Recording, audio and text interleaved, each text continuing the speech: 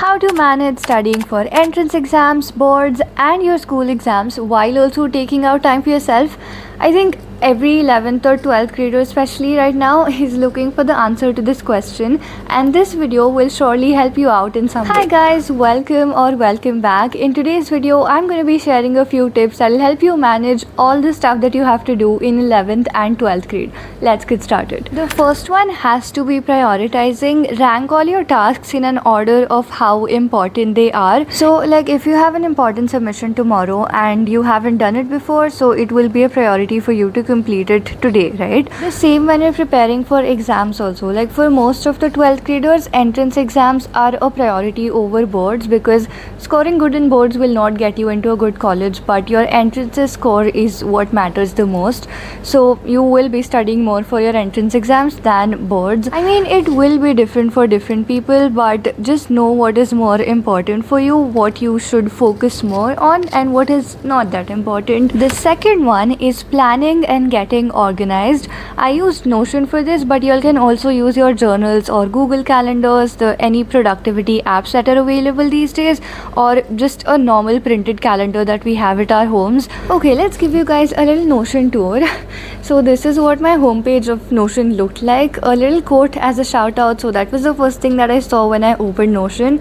Then I had this little calendar below that where I had planned my entire month, like when I have my board practicals, when I have my entrance exams, when I have my classes starting, revision, when is my assignments deadline. So I had the entire month summarized here.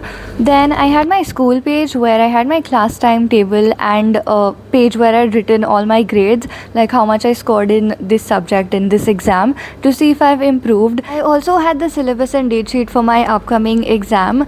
I hadn't really updated it after midterm, so it's just showing midterm because after that we just had pre-boards and boards, and the syllabus was literally the entire book, so I did not update it there.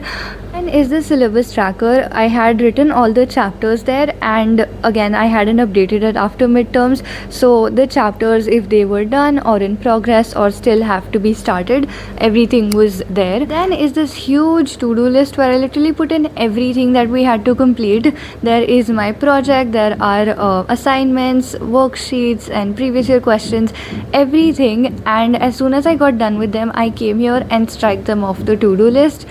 So planning and organizing helps you manage stuff better and also makes you feel more productive. Alright, I think all of us have done this at least once. Make the most ideal timetable and end up not following it. So what I started doing instead is this new concept called time logging. I had also learned it from a video, by the way, and it's actually helpful. So what you have to do is write down all the tasks that you do in a day, and next to that write out how much time you've spent doing that task. Suppose you went to school for 6 hours. If you did sketching practice for 1 hour, if you exercised for 30 minutes, if you slept for 8 hours, write down everything. This helps you to know how much time you were productive throughout the day and how much time you actually wasted and what you could have done in that time. I've used this a lot and it did help me manage my time better. Okay, moving on, what most of us tend to do when we see so many tasks lined up is get stressed out and get scared of how you're going to manage all of that. But take one day at a time, and instead of thinking so much on how you will do it, focus on what you can do today so that it becomes easier for you later. What happened with me is my entrances were starting in December, and from the beginning of December itself I was stressing out looking at so many exams lined up.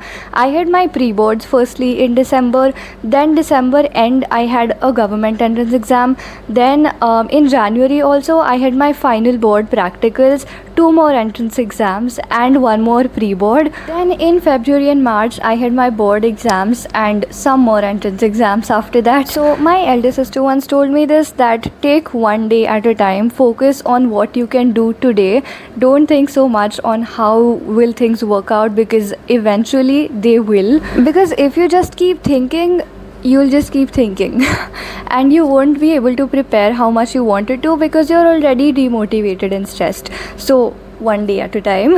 Okay, the next one, don't procrastinate, don't let things pile up because you're gonna regret that later. So get done with all your tasks as soon as you can, because obviously school is going to give you more stuff to complete last minute, and if you're not done with the first ones only, you'll be in trouble. Tip number 6, prioritize your health, get a proper routine and a proper sleep schedule. I've seen people telling me, oh, I slept at 4 a.m. yesterday, I'm surviving on 2 hours of sleep.